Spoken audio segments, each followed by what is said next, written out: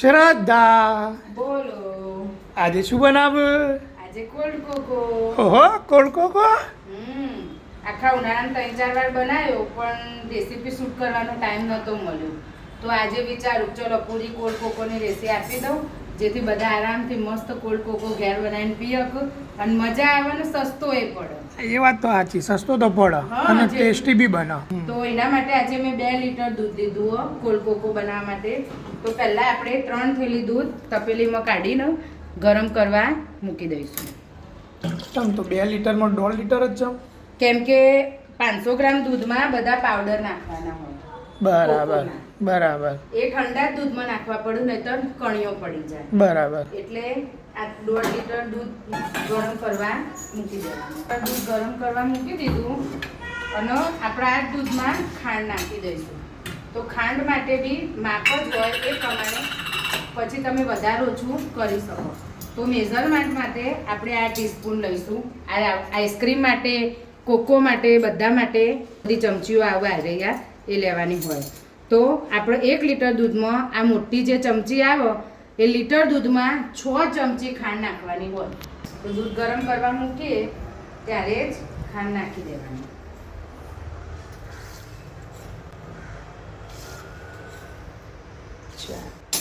આપણે 2 લીટર દૂધ હતું એટલે કમ્પ્લીટ 12 ચમચી ખાંડ નાખી દીધી. હું જે રીતે તમને માપ બતાવું ચમચીઓનું, પાવડરનું, ખાંડનું, તમે પરફેક્ટ એ રીતનો ફોલો કરશો તો એકદમ મસ્ત માર્કેટથી બી સારો કોકો ઘરે બનાવશો અને સસ્તો બી બહુ પડશે.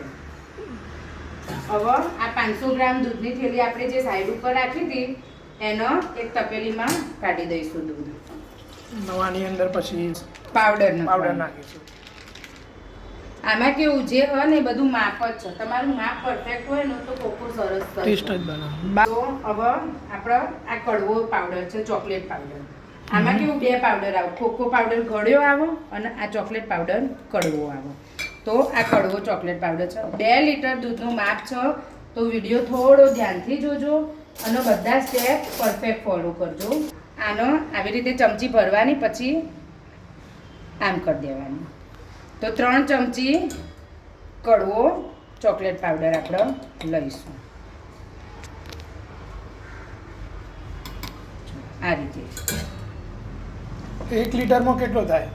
1.5 ચમચી. 1.5 ચમચી. આ તો કોઈને 1 લીટર બનાવવો હોય હા તો તો એ પ્રમાણે આનું પછી બધું માપ અડધું કરી દેવાનું. બરાબર. બધું અડધું માપ કરી દેવાનું લીટરનું.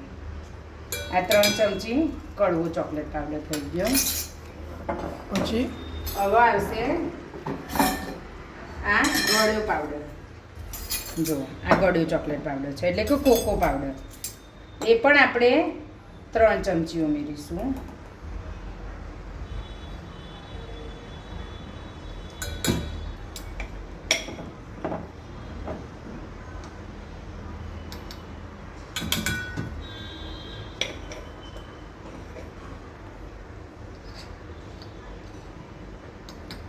આ 3 ચમચી ગળ્યું પાવડર. પછી કોર્નફ્લોર. આમાં કોર્નફ્લોર આવે. કોર્નફ્લોર આવે ત્યારે દૂધ જાડું થાય ને. કોર્નફ્લોર છે તો એ કેટલા ચમચી લેવાનો? એ પણ 3 ચમચી. એટલે 1 લીટર હોય તો 1.5 ચમચી. હા 1.5. બધો જ પાવડર અડધું માપ કરી દેવાનું. બરાબર. આ કોર્નફ્લોર બી 3 ચમચી. માપમાં પરફેક્શન રાખશો ને તો કોકો એકદમ પરફેક્ટ જ બનશે. અને આમાં એવું પણ નહીં કે એકાદ પાવડર નહીં હોય તો ચાલે. સેમ ટુ સેમ આ જેટલા પાવડર હું ઉમેરું ને બધા પાવડર જોશી જ. બરાબર. એવું નહીં કે ભાઈ કડવો ચોકલેટ પાવડર એક વધારે નાખી દઈએ ને ખોટ નાખી દઈએ ને એ બધું ના ટેસ્ટ ના આવે પછી. હા મજા ના આવે. હવે આ 3 ચમચી કોકો તો બની જાય. કોર્નફ્લોર. કોકો તો બની જાય પણ ટેસ્ટ ના આવે. ટેસ્ટ ના આવે. ઘણા એવું વિચારતા હોય કે કડવામાં પેલામાં શું ફરક, પણ રાત દિવસનો ફરક હોય છે પાવડરના ટેસ્ટમાં. હવે આ છે આપણે કસ્ટર્ડ પાવડર. ફ્રૂટ સલાડમાં નાખીએ ને એ રહ્યો પાવડર. બરાબર. એ રહ્યો આપણે 2 ચમચી લેવાનો. કસ્ટર્ડ પાવડર 2 ચમચી. એટલે 1 લીટરમાં હોય તો 1 1 ચમચી. ચમચી. આનાથી ટેસ્ટ એનહાન્સ થઈ જાય. મસ્ત ટેસ્ટ લાગે.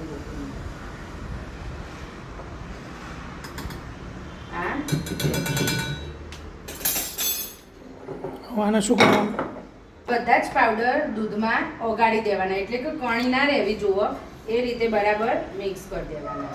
ઠંડા દૂધમાં પાવડર નાખવાનું કારણ જ એ છે કે એક બી કણી ના રહી જાય અને એકદમ સ્મૂથ થઈ જાય. ગરમ દૂધમાં તમે પાવડર નાખો ને તો તરત કણીઓ પડી જાય.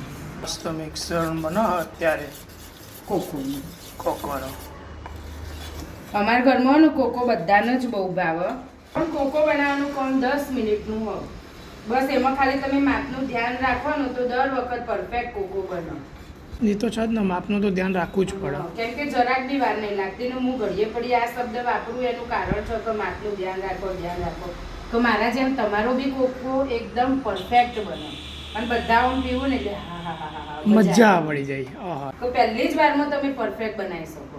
ટ્રાયડ અને ટેસ્ટેડ મેથડ રેસીપી હ કે કેવી રીતે બનાવો. તમે એક બી પાવડર ઓછો પડે કે વધારે પડે, જો પાવડર ઓછો પડશે તો કોકો પતલો થઈ જશે અને પાવડર વધારે પડશે તો કોકો એકદમ જાડું થઈ જશે. જો આ રીતે બધો પાવડર ઠંડા દૂધમાં ઓગળી જાય ત્યાં સુધી મિક્સ કરવાનું. ગરમ દૂધમાં આ પાવડર વાળું દૂધ ઉમેરી દેવાનું. આવી જાઓ બધું દૂધ. લાગે નાનું પડશે નહીં તો પેલું. હા તો પેલું બદલી દો.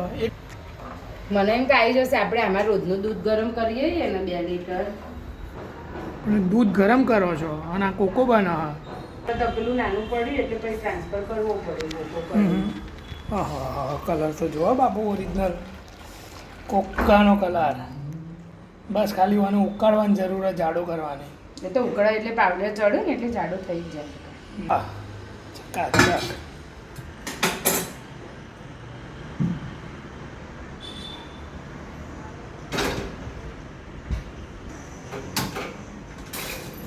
હવે આનો 5-7 મિનિટ એટલે કે 2 કે 3 ઉભરા આવવા દેવાના.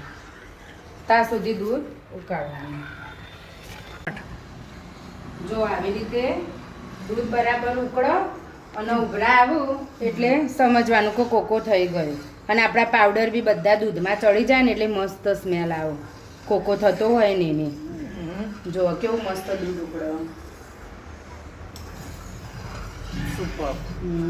આવી રીતે ઉભરો લાવીને પછી ગેસ બંધ કરી દેવાનો. જોવા થિકનેસ બતાવી દઉં. આ પ્રમાણેની થિકનેસ હશે. અત્યારે ગરમ છે એટલે થિકનેસ આવી છે, પણ હમણાં ઠંડો થશે ને એટલે થોડોક હજી જાડો થશે, એટલે એકદમ પરફેક્ટ કન્સિસ્ટન્સી આવી જશે કોકોની. પરસેવો તો જો બાપુ પડ્યો હોય. તે ગરમી બહુ હોય ને એટલે. જો આ ઠંડુ થઈ જાય ને એટલે મિશ્રણ એકદમ ઠીક થઈ જશે. જો એકદમ કોલ્ડ કોકો જેવું. આ પરફેક્ટ થિકનેસ છે કોલ્ડ કોકો માટેની. હવે આપણે એનો ગળી દેવાનું અને ફ્રીજમાં ઠંડુ કરવા મૂકી દેવાનું. બરાબર. આવી ગળણી લેવાની, એનાથી ગળી દેવાનું. હા કોકો તો મસ્ત થયો ભાઈ. હા ઠંડો ઠંડો આઈસ કોકો પીવાની મજા આવશે.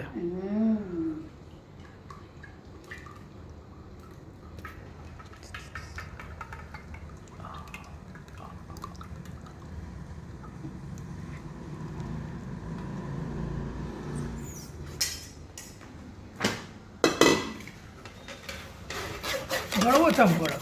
આ જો આ બધી મલાઈ જે આપણે ઠંડુ કર્યો, ઠંડુ થયું હોય ને દૂધ એટલે મલાઈના અંદર એ થઈ જાય.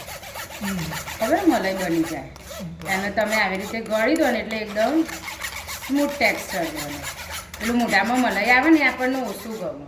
સાચી વાત. આ આપણને ના ગમે. જો આ ગમે મોઢામાં આવે તો ના મજા આવે. એટલે પછી એનું બરાબર ગળી દેવાનું એટલે એકદમ સ્મૂથ ટેક્સચર આપણને મળે. જો આ ગળ્યા પછી કેવું મસ્ત એકદમ સ્મૂથ ટેક્સચર થઈ ગયું. જો એકદમ આવું ટેક્સચર પરફેક્ટ કોકોનું હોય છે. તો આપણો કોકો રેડી થઈ ગયો છે. હવે આપણે એનો ફ્રીજમાં મૂકીને ઠંડો પાડીને મસ્ત એન્જોય કરીશું. તો તમે બી આ રેસીપી જરૂર ટ્રાય કરજો. કોકો પીવાની બહુ જ મજા આવશે. તો આખી રેસીપી મેં આપી દીધી. હવે આપણે આને ફ્રીજમાં મૂકી એન્જોય કરીશું.